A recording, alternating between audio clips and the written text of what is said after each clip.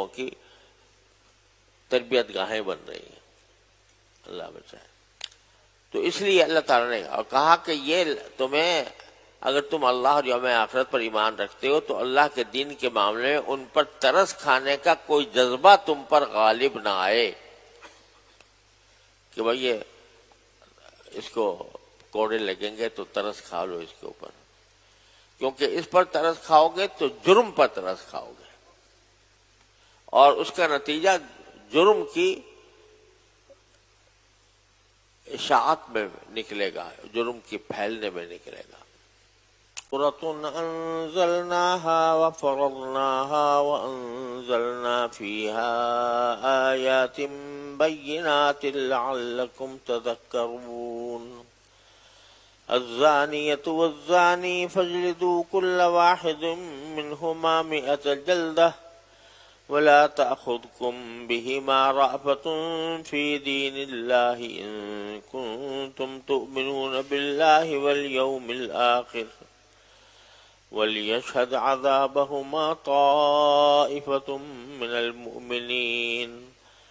الزاني لا ينكح إلا زانية أو مشركة والزانية لا ينكحها إلا زان أو مشرك وحرم ذلك على المؤمنين۔ یہاں سے سورہ نور شروع ہو رہی ہے، اور یہ سورت مدنی ہے، یعنی مدینہ منورہ میں نازل ہوئی۔ اس کا مرکزی موضوع معاشرے میں بے حیائی اور فحاشی کو روکنے کا انتظام ہے، بے حیائی اور فحاشی کو روکا جائے اور عفت و عصمت کو، پاک دامنی کو فروغ دینا۔ پچھلی سورت میں سورہ مومنون میں مومنوں کی جو صفت بیان فرمائی تھی، جو صفات بیان فرمائی تھی، ان میں ایک اہم بات یہ تھی کہ وہ اپنی شرمگاہوں کو محفوظ رکھتے ہیں، یعنی حرام چیز سے محفوظ رکھتے ہیں۔ تو اب یہاں اس صورت میں باعفت زندگی گزارنے کے ضروری تقاضے بیان فرمائے گئے، اور اللہ بچائے زنا کی حرمت اور ساتھ ہی اس کے اوپر جو سزا اللہ تعالی نے مقرر فرمائی ہے وہ بتائی ہے، اور دوسری طرف کسی پر زنا کا بہتان لگانا، الزام لگانا، اس کی بھی سخت سزا مقرر فرمائی گئی ہے۔ اور اسی کے ساتھ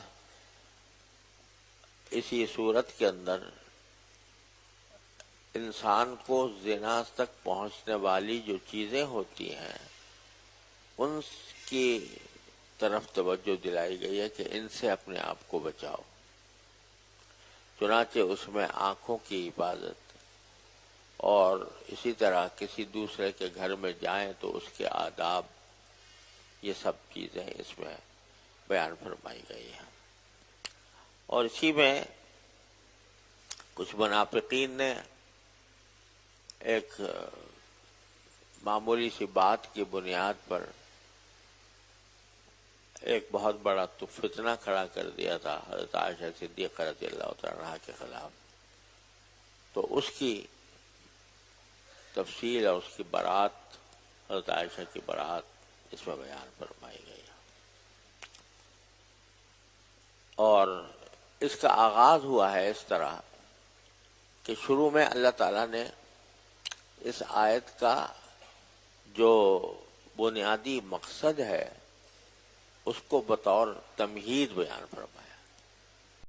فرمایا سورۃ انزلناہا، یہ ایک سورت ہے جو ہم نے نازل کی ہے، وفرضناہا، اور اس میں کچھ احکام کو فرض کیا ہے،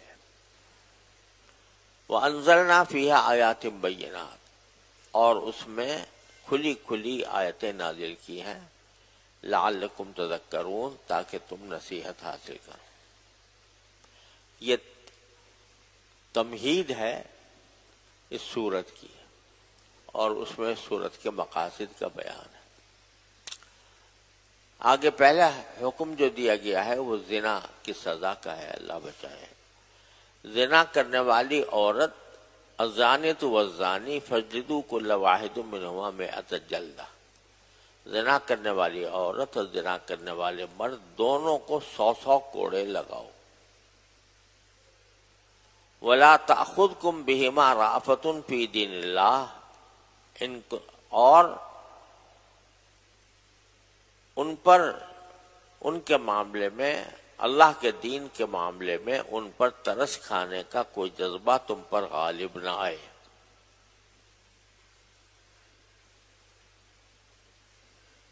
اگر تم اللہ پر اور یوم آخرت پر ایمان رکھتے ہو۔ وَلْيَشْهَدْ عَذَابَهُمَا طَائِفَةٌ مِّنَ الْمُؤْمِنِينَ، یہ بھی چاہیے کہ مومنوں کا ایک مجمع ان کی سزا کو کھلی آنکھوں دیکھے، لوگوں کے سامنے سزا دی جائے۔ یہ حکم ہے جس سے شروع کیا گیا ہے سورہ نور کو۔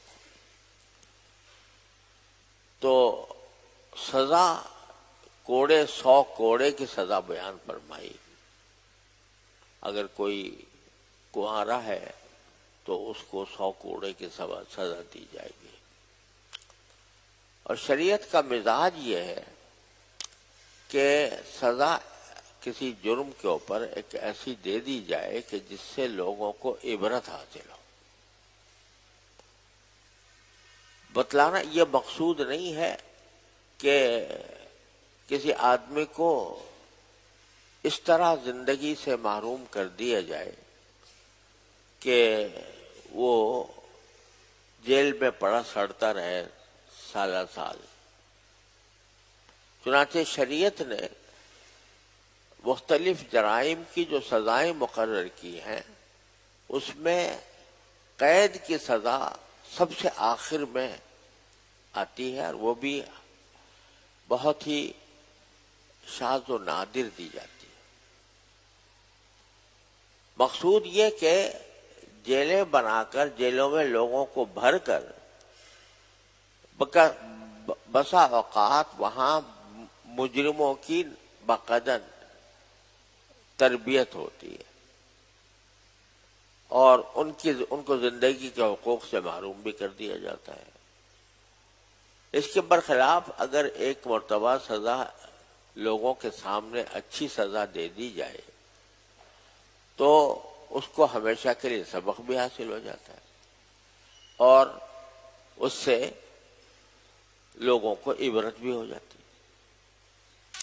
تو یہاں قرآن میں سزا بھی کوڑے کی بیان کی گئی اور پھر یہ کہا گیا کہ لوگوں کے سامنے دو تاکہ لوگوں کو اس سے عبرت ہو۔ اس کے بعد 100 کوڑے دے کر اس کو، اب اگر آپ 100 کوڑے لگائے بغیر اس کو اس میں جیل میں ڈال دیں 20 سال 25 سال تو اس کے 20-25 سال بھی گئے اور اس کو چلنے پھرنے کی آزادی سے بھی محروم ہوا۔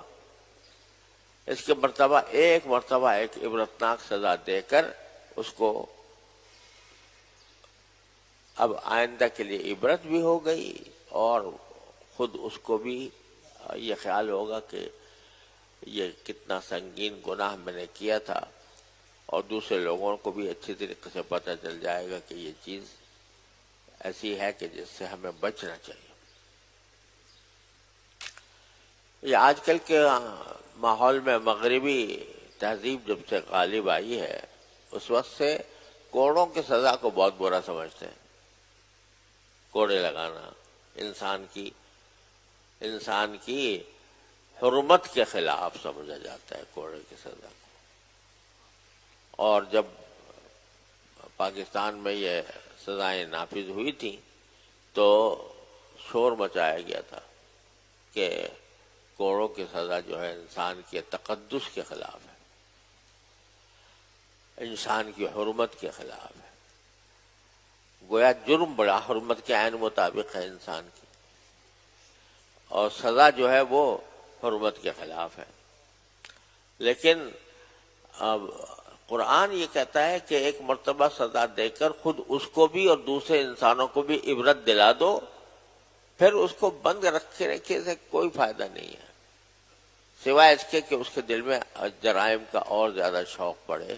آپ دیکھیں کہ جیلیں جو ہیں، جو اس وقت وہ مجرموں کی تربیت گاہیں بن رہی ہیں، اللہ بچائے۔ تو اس لیے اللہ تعالیٰ نے اور کہا کہ یہ تمہیں، اگر تم اللہ اور یوم آخرت پر ایمان رکھتے ہو تو اللہ کے دین کے معاملے میں ان پر ترس کھانے کا کوئی جذبہ تم پر غالب نہ آئے کہ بھئی یہ اس کو کوڑے لگیں گے تو ترس کھا لو اس کے اوپر، کیونکہ اس پر ترس کھاؤ گے تو جرم پر ترس کھاؤ گے، اور اس کا نتیجہ جرم کی اشاعت میں نکلے گا، جرم کی پھیلنے میں نکلے گا۔ چنانچہ یہی آپ تاریخ اسلام اٹھا کر دیکھیں تو اس میں یہ زنا کا جرم جو ہے، جب اس کے اوپر سزائیں تو بہت کم لوگوں کو ہوئی، کیوں؟ اس لیے کہ اس سزا کے نافذ کرنے کے لیے شریعت نے شرائط بھی بڑی سخت رکھی ہیں۔ 4 آدمی گواہ چاہیے، 4 گواہ، اگر 4 گواہ نہ ہوں گے تو زنا کی یہ سزا جائز نہیں ہوگی۔ تو یہ اللہ تبارک و تعالیٰ کا ایک بنایا ہوا نظام ہے۔ آپ اپنی عقل سے اس کے خلاف کوئی کرنا چاہیں گے تو سوائے اس کے کہ فساد پھیلے اور کوئی نتیجہ برآمد نہیں ہوگا۔ البتہ شرطیں بڑی سخت رکھی گئی ہیں کہ 4 آدمی گواہی دیں کہ ہم نے آنکھوں سے دیکھا ہے اس شخص کو زنا کرتے ہوئے، تب یہ سزا جاری ہوگی، اور آگے اس کی تفصیل انشاءاللہ آنے والی ہے۔ آگے ایک آیت ہے، اس کو بھی یہاں سمجھ لینا چاہیے کہ قرآن کہتا ہے الزانی لا ينکح الا زانیۃ، زنا کرنے والا مرد اگر نکاح کرتا ہے تو زناکار عورت سے کرتا ہے یا مشرک عورت سے کرتا ہے۔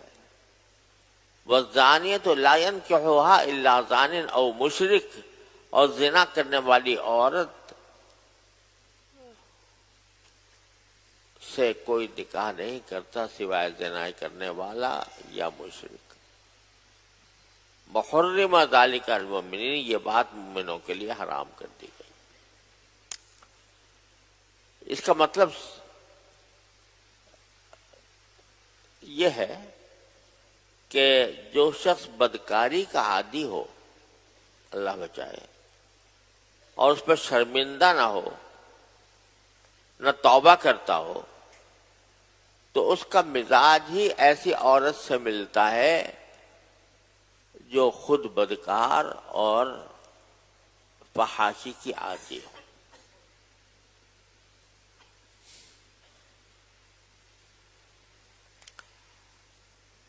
اور وہ اسی کی تلاش میں رہتا ہے، ایسے ہی مجھے ملنی چاہیے کہ جو فاحشہ ہو۔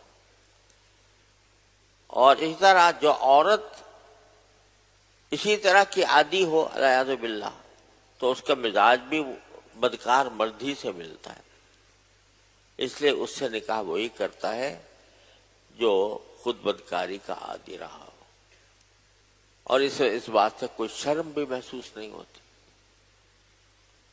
کہ اس کی بیوی بدکاری میں ملوث ہے، اور خود بھی ایسے ہی مرد کو پسند کرتی ہے۔ یہ ایک عادت بیان کی جا رہی ہے کہ برے لوگ برے ہی لوگوں کو پسند کرتے ہیں، اور اسی تلاش میں رہتے ہیں کہ ہمارے جیسے مزاج کا کوئی ملے، چاہے مرد ہو چاہے عورت ہو۔ تو یہ جو کہا کہ اس کو مومنوں پر حرام کر دیا گیا، اس کے معنی یہ ہے کہ بدکار مرد یا عورت کو نکاح کے لیے پسند کرنا مسلمانوں کے لیے حرام ہے۔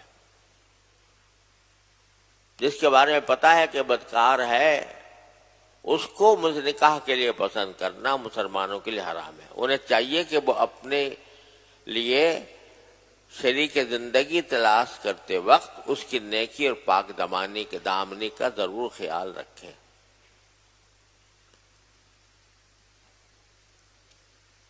کیونکہ اگر ایسا نہیں کریں گے تو اگرچہ نکاح رسمی طور پر ہو جائے لیکن اس میں غلط انتخاب کرنے کا گناہ ہوگا، یہ مطلب ہے وَلِذَلِكَ الْمُؤْمِنِينَ۔ تو اگر بدکاروں ہی کا انتخاب کیا جا رہا ہے، اب جیسے اللہ بچائے، میں کسی کے اوپر کوئی الزام نہیں لگاتا، لیکن اس بات کو بڑی اپنے لیے فخر کی بات سمجھی جاتی ہے کہ جو خواتین اداکارائیں ہوتی ہیں ان سے نکاح کرنے کو قابل فخر سمجھا جاتا ہے۔